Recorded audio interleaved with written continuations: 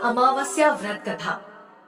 जय श्री कृष्ण। राधे राधे। सनातन धर्म में प्रत्येक वर्ष में 12 अमावस्या तिथि पड़ती है, लेकिन इन सभी अमावस्या में भाद्रपद मास की अमावस्या का बड़ा ही विशेष महत्व है। इस माह की अमावस्या को पिठौरी अमावस्या, कुशोत्पाटिनी अमावस्या या भादो अमावस्या के नाम से भी जाना जाता है। आज के दिन पिठौरी अमावस्या की कथा सुनने और पूजा पाठ करने से शनि दोष, काल सर्प दोष और पितृ दोष से मुक्ति मिलती है तथा भगवान श्री लक्ष्मी नारायण जी की कृपा से पितृ प्रसन्न होते हैं और जीवन में सुख, शांति तथा आर्थिक समृद्धि की प्राप्ति होती है। हिंदू धर्म में अमावस्या की तिथि पितरों की आत्मा शांति, दान पुण्य और काल सर्प दोष निवारण के लिए विशेष रूप से महत्व रखती है।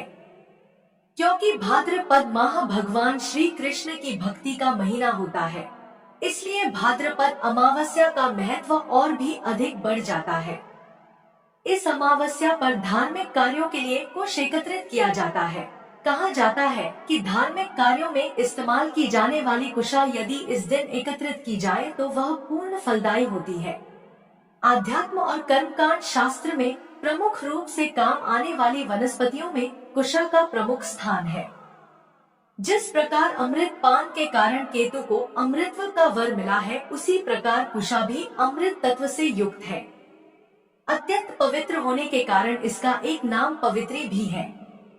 इसके सिरे नुकीले होते हैं। इसको उखाड़ते समय सावधानी रखनी पड़ती है कि यह जड़ सहित उखड़े और हाथ भी ना कटे। इस अमावस्या के दिन प्रातः काल उठकर किसी नदी, जलाशय या कुंड में स्नान करें और सूर्य देव को अर्घ्य देने के बाद बहते जल में तिल प्रवाहित करें। नदी के तट पर पितरों की आत्म शांति के लिए पिंड दान करें और किसी गरीब व्यक्ति या ब्राह्मण को दान दक्षिणा दें। इस दिन का सर्प दोष निवारण के लिए विशेष पूजा अर्चना की जाती है। अमावस्या के दिन शाम को पीपल के पेड़ के नीचे सरसों के तेल का दीपक जलाएं और अपने पितरों का स्मरण करें तथा संभव हो तो पीपल की परिक्रमा लगाएं। अब आइए श्रवण करते हैं पिठौरी अमावस्या की बड़ी ही दुर्लभ कथा। आप सभी से निवेदन है कि इन कथाओं को बड़ी ही श्रद्धा और प्रसन्न चित्त मन से पूरा अवश्य सुनिएगा। कथा को सुनने से पहले कमेंट बॉक्स में हर हर महादेव अवश्य लिखें। बहुत समय पहले की बात है, एक परिवार में 7 भाई थे। सभी का विवाह हो चुका था, सबके छोटे छोटे बच्चे भी थे। परिवार की सलामती के लिए 7 भाइयों की पत्नी पिठौरी अमावस्या का व्रत रखना चाहती थी, लेकिन जब पहले साल बड़े भाई की पत्नी ने व्रत रखा तो उनके बेटे की मृत्यु हो गई।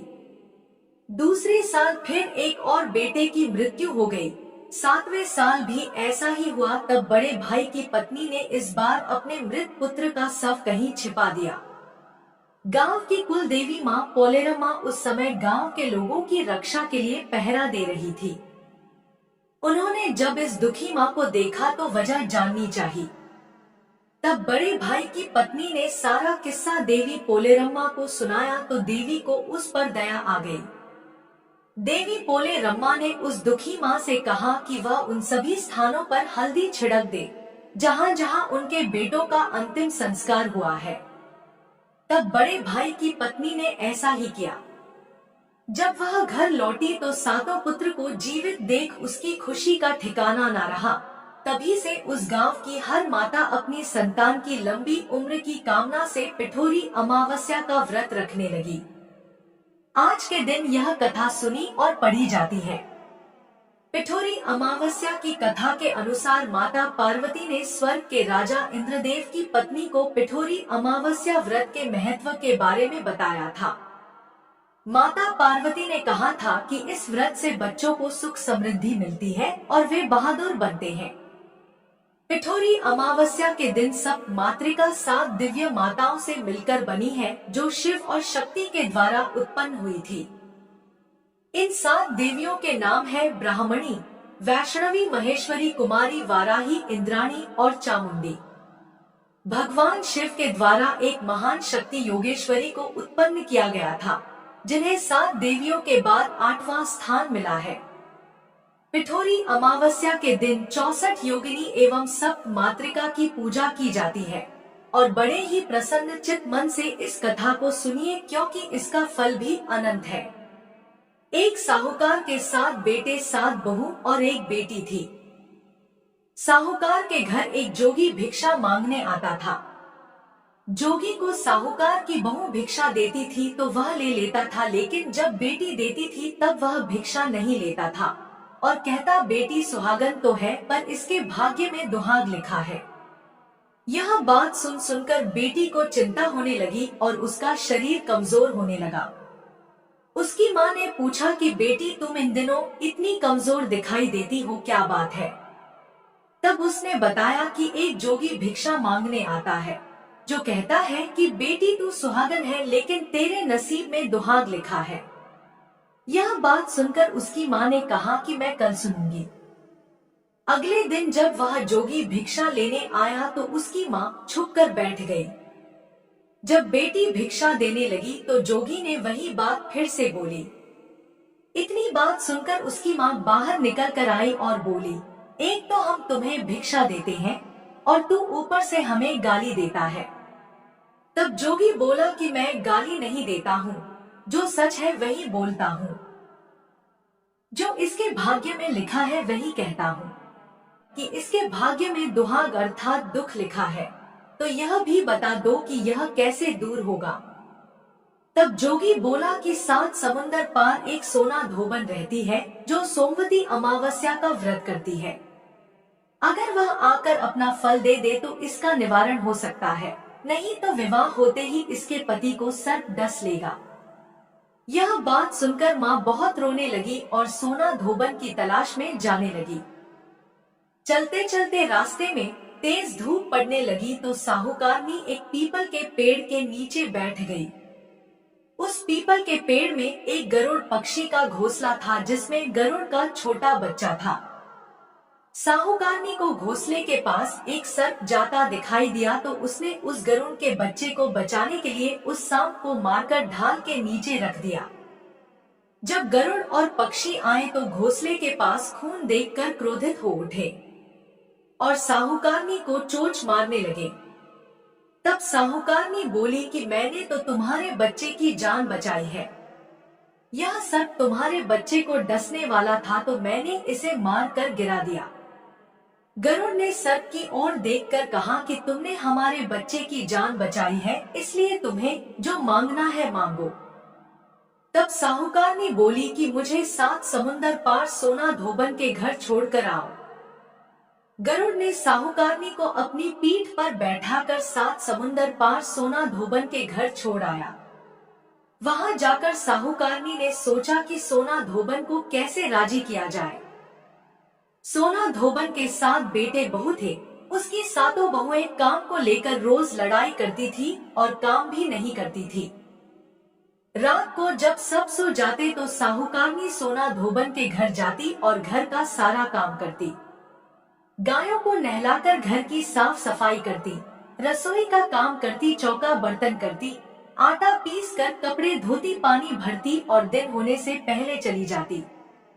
बहुएं सोचती कि यह सारा काम कौन कर रहा है, लेकिन कभी एक दूसरे से पूछती नहीं कि यह सब काम करता कौन है। एक दिन सोना धोबन ने कहा कि तुम सब आजकल लड़ती भी नहीं हो, काम भी ठीक कर रही हो। तो बहुओं ने कहा कि सासू जी काम तो हमें ही करना पड़ता है, चाहे हम लड़कर करें या राजी से करें, इसलिए लड़ाई करने का क्या फायदा। सोना धोबन ने सोचा कि आज देखा जाए कि कौन सी बहू काम करती है और वह रात को सोई नहीं। उसने देखा कि रात को एक स्त्री आई और पूरा काम करके जाने लगी। तो सोना धोबन ने बोला कि तुम कौन हो और तुम्हें यह सब करने की क्या जरूरत है जो तुम इतना काम कर रही हो। तब साहूकारनी ने कहा कि जरूरत है तभी तो इतना काम कर रही हूँ। सोना धोबन ने पूछा कि तुम्हें क्या चाहिए। साहूकारनी बोली कि पहले मुझे वचन दो, तब मैं आपको बताऊंगी। सोना धोबन ने वचन देकर कहा कि अब बताइए, मैं आपको वचन देती हूँ। साहूकारनी बोली कि मेरी बेटी के भाग्य में दुख लिखा हुआ है, इसलिए आप चलकर उसे सुहाग दे और सोमवती करें। सोना धोबन अपने बेटे बहू से बोली कि मैं तो साहूकारनी के साथ जा रही हूँ। यदि पीछे से तुम्हारे पिताजी की मृत्यु हो जाए तो तेल घी के कूप में डालकर उन्हें छोड़ देना। फिर दोनों सोना धोबन और साहूकारनी उसके घर चली जाती हैं। अब जब साहूकारनी की बेटी का ब्याह होने लगा तो दूल्हा फेरों में बैठ गया। सोना धोबन दूल्हे के घुटने के पास कच्चा करवा रख देती है, उसमें दूध डाला और ताक का तार लेकर बैठ गई। थोड़ी देर बाद सांप दूल्हे को डसने के लिए आया तो सोना धोबन ने करवा आगे रखा और तार से बांध दिया, लेकिन दूल्हा डर के मारे मर गया। तब सोना धोबन ने टीके में से रोली निकाली, मांग में से सिंदूर निकाली, आँख में से काजल निकाली और मेहंदी निकालकर छोटी उंगली से छींटे मारने लगी तथा बोली कि मैंने आज तक जितनी भी सोमवती अमावस्या करी है उनका फल साहूकारनी की बेटी को लग जाए, और आगे जो मैं सोमवती अमावस्या करूं वह मेरे बेटे और पति को लगे। इतना कहते ही दूल्हा जीवित हो गया और सब सोमवती की जय जय बोलने लगे। सोना धोवन वापस जाने लगी तब साहूकारनी बोली कि तुमने मेरे दामाद को नया जीवन दान दिया है, इसलिए कुछ भी मांगो। वह बोली कि मुझे तो कुछ नहीं चाहिए, सिर्फ एक हांडी दे दो। वह हांडी लेकर चली जाती है तो रास्ते में सोमवती अमावस्या आती है तो हांडी का 108 परिक्रमा लगाकर पीपल के पेड़ के नीचे गाड़ कर घर आ जाती है। घर आकर देखती है कि उसका पति मरा हुआ तेल और घी के कूप में पड़ा है। तब वह टीका में से रोली निकालती है, मांग में से सिंदूर, आँख में से काजल और मेहंदी निकालकर छोटी अंगुली से छींटे दिए और बोली, मैंने रास्ते में जो सोमवती की है उसका फल मेरे पति को लगे। इतना कहते ही उसका पति उठकर बैठ गया। इसीलिए सोमवती अमावस्या के दिन से शुरू करके जो व्यक्ति हर अमावस्या के दिन भंवरी देता है उसके सुख और सौभाग्य में वृद्धि होती है। पीपल के पेड़ में सभी देवों का वास होता है। अतः जो व्यक्ति हर अमावस्या को न कर सके वह सोमवार को पड़ने वाली अमावस्या के दिन 108 वस्तुओं की भंवरी देकर सोना धोबिन और गौरी गणेश का पूजन करता है, उसे अखंड सौभाग्य की प्राप्ति होती है। ऐसी प्रचलित परंपरा है कि पहली सोमवती अमावस्या के दिन धान, पान, हल्दी, सिंदूर और सुपारी की भंवरी दी जाती है। उसके बाद की सोमवती अमावस्या को अपने सामर्थ्य के हिसाब से फल, मिठाई, सुहाग सामग्री, खाने की सामग्री इत्यादि की भंवरी दी जाती है और फिर भंवरी पर चढ़ाया गया सामान किसी सुपात्र ब्राह्मण, ननंद या भांजे को दिया जा सकता है। यह ध्यान रखें, यह भंवरी का सामान अपने गोत्र या अपने से निम्न गोत्र में दान नहीं देना चाहिए। हे सोमवती अमावस्या जैसा साहूकार की बेटी को सुहाग दिया वैसा सबको देना। सोमवती अमावस्या की कहानी कहने वाले को, सोमवती अमावस्या की कहानी सुनने वाले को, हामी भरने वाले को और अपने पूरे परिवार को देना। जय सोमवती अमावस्या बोलिए शंकर पार्वती भगवान की जय। आइए अब मनोकामनाओं की पूर्ति करने वाली शिवजी और माता पार्वती की कथा को भी सुनते हैं। एक साहूकार था जो भगवान शिव का अनन्य भक्त था। उसके पास धन धान्य किसी भी चीज की कमी नहीं थी, लेकिन उसकी कोई संतान नहीं थी और वह इसी कामना को लेकर रोज शिवजी के मंदिर जाकर दीपक जलाता था। उसके इस भक्ति भाव को देखकर एक दिन माता पार्वती ने शिवजी से कहा कि हे प्रभु, यह साहूकार आपका अनन्य भक्त है, इसको किसी बात का कष्ट है तो आपको इसे अवश्य दूर करना चाहिए। शिवजी बोले, हे पार्वती, इस साहूकार के पास पुत्र नहीं है, यह इसीलिए दुखी रहता है। माता पार्वती कहती है कि हे प्रभु, कृपा करके इसे पुत्र प्राप्ति का वरदान दे दीजिए। तब भोलेनाथ ने कहा कि हे पार्वती, साहूकार के भाग्य में पुत्र का योग नहीं है। ऐसे में अगर इसे पुत्र प्राप्ति का वरदान मिल भी गया तो वह केवल 12 वर्ष की आयु तक ही जीवित रहेगा। यह सुनने के बाद भी माता पार्वती ने कहा, हे प्रभु, आपको इस साहूकार को पुत्र का वर देना ही होगा, अन्यथा कोई भक्त क्यों आपकी सेवा या पूजा करेंगे। माता के बार बार कहने से भोलेनाथ ने साहूकार को पुत्र का वरदान दिया, लेकिन यह भी कहा कि वह केवल 12 वर्षों तक ही जीवित रहेगा। साहूकार यह सारी बातें सुन रहा था, इसलिए उसे ना तो खुशी हुई और ना ही दुख। वह पहले की तरह भोलेनाथ की पूजा अर्चना करता रहा। उधर सेठानी गर्भवती हुई और 9वें महीने उसे सुंदर से बालक की प्राप्ति हुई। परिवार में खूब हर्षोल्लास मनाया गया, लेकिन साहूकार पहले की तरह रहा। उसने बालक की 12 वर्ष की आयु का जिक्र किसी से भी नहीं किया। जब बालक 11 वर्ष की आयु का हो गया तो एक दिन साहूकार की सेठानी ने बालक के विवाह के लिए कहा, तो साहूकार ने कहा कि वह अभी बालक को पढ़ने के लिए काशी भेजेगा। इसके बाद उसने बालक के मामा जी को बुलाया और कहा कि इसे काशी पढ़ने के लिए ले जाओ। रास्ते में जिस भी स्थान पर रुकना वहां यज्ञ करते और ब्राह्मणों को भोजन कराते हुए आगे बढ़ना। वे लोग यह सब करते हुए ही आगे बढ़ रहे थे कि रास्ते में एक राजकुमारी का विवाह था, जिससे उसका विवाह होना था। वह एक आंख से काना था। तो उसके पिता ने जब अति सुंदर साहूकार के बेटे को देखा तो उनके मन में आया कि क्यों ना इसे ही घोड़ी पर बिठाकर शादी के सारे कार्य संपन्न करा दिए जाएं। तो उन्होंने मामा से बात की और कहा कि इसके बदले में वह उन्हें धन देंगे, तो वह भी राजी हो गया।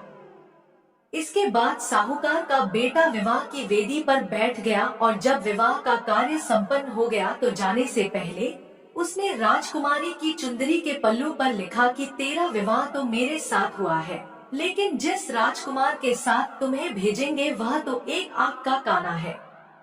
इसके बाद वह अपने मामा के साथ काशी के लिए चला गया।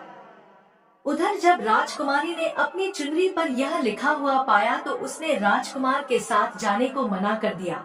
तो राजा ने भी अपनी पुत्री को बारात के साथ विदा नहीं किया। बारात वापस लौट गई। उधर मामा और भांजे काशी पहुंच गए थे। एक दिन जब मामा ने यज्ञ रचा रखा था और भांजा बहुत देर तक बाहर नहीं आया, तो मामा ने अंदर जाकर देखा तो भांजे के प्राण निकल चुके थे।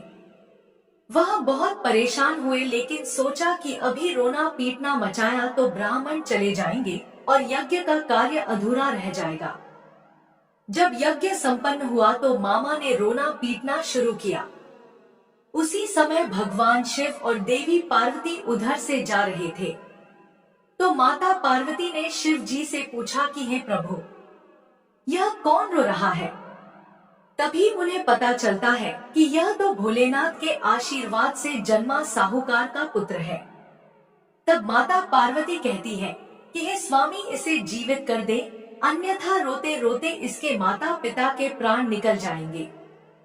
तब भोलेनाथ ने कहा कि हे पार्वती, इसकी आयु इतनी ही थी जो वह भोग चुका।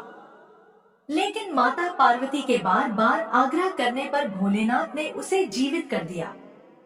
लड़का ओम नमः शिवाय कहते हुए जी उठा और मामा भांजे दोनों ने ईश्वर को धन्यवाद दिया। कुछ समय बाद दोनों अपनी नगरी को और लौट गए। रास्ते में वही नगर पड़ा और राजकुमारी ने उन्हें पहचान लिया। तब राजा ने राजकुमारी को साहूकार के बेटे के साथ बहुत सारा धन धान्य देके विदा किया। उधर साहूकार और उसकी पत्नी छत पर बैठे थे। उन्होंने यह प्रण कर रखा था कि यदि उनका पुत्र सकुशल ना लौटा तो वह छत से कूदकर अपने प्राण त्याग देंगे। तभी लड़के के मामा ने आकर साहूकार के बेटे और बहू के आने का समाचार सुनाया, लेकिन वे नहीं माने। तो मामा ने शपथ पूर्वक कहा। तब तो दोनों को विश्वास हो ही गया और दोनों ने अपने बेटे बहू का स्वागत किया। उसी रात साहूकार को स्वप्न में शिव जी ने दर्शन दिया और कहा कि हे साहूकार, तुम्हारी सच्ची भक्ति से मैं प्रसन्न हूँ। इसी प्रकार जो भी व्यक्ति इस कथा को पढ़ेगा या सुनेगा उसके समस्त दुख दूर हो जाएंगे और मनोवांछित सभी मनोकामनाओं की पूर्ति होगी। बोलिए श्री शंकर पार्वती भगवान की जय। अब आइए सुनते हैं सभी मनोकामनाओं की पूर्ति की कथा। सभी सांप और गरुड़ दोनों सौतेले भाई थे, लेकिन सांपों की माँ कद्रू ने गरुड़ की माँ विंता को छल से अपनी दासी बना लिया। सभी सांपों ने गरुड़ के सामने यह शर्त रखी कि अगर वह स्वर्ग से उनके लिए अमृत लेकर आएगा तो उसकी माँ को दास्ता से मुक्त कर दिया जाएगा।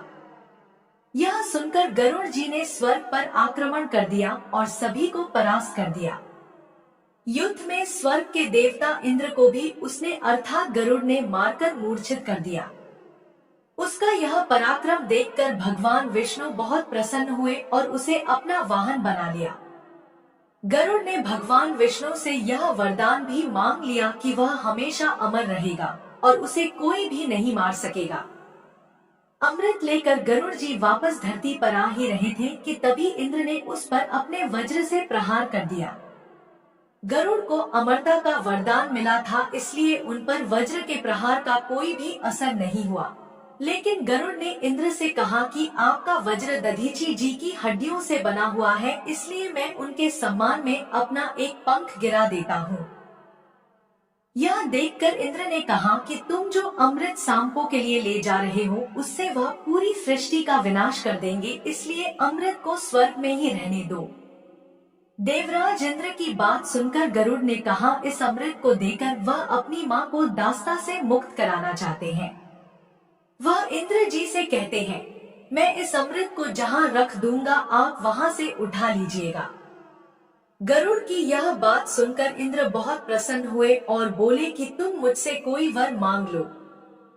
तब गरुड़ जी ने कहा कि जिन सांपों ने मेरी माँ को अपनी दासी बनाया है वे सभी मेरा प्रिय भोजन बने। गरुड़ अमृत लेकर सांपों के पास पहुँचे और सांपों से बोले कि मैं अमृत ले आया हूँ, अब तुम मेरी माँ को अपनी दास्ता से मुक्त कर दो। सांपों ने ऐसा ही किया और गरुड़ की माँ को दास्ता से मुक्त कर दिया।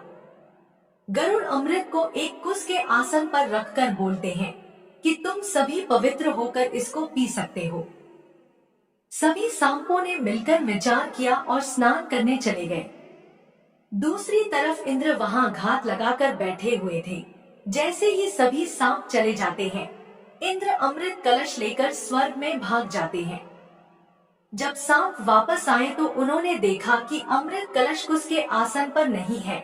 उन्होंने सोचा कि जिस तरह से हमने छल करके गरुड़ की माँ को अपनी दासी बनाया हुआ था, उसी तरह से हमारे साथ भी छल हुआ है। लेकिन उन्हें थोड़ी देर बाद ध्यान आता है कि अमृत इसी कुश के आसन पर रखा हुआ था, तो हो सकता है इस पर अमृत की कुछ बूंदें गिरी हो। सभी सांप कुश को अपनी जीभ से चाटने लगते हैं और उनकी जीभ कुश के कारण बीच से दो भागों में कट जाती है। तभी से सर्पों की जीभ हमेशा ही दो भागों में बटी रहती है। अमृत कलश के स्पर्श के बाद से कुश और भी पवित्र मानी जाती है। जय श्री कृष्णा। अगर वीडियो पसंद आई तो हमारे चैनल को सब्सक्राइब करें। धन्यवाद।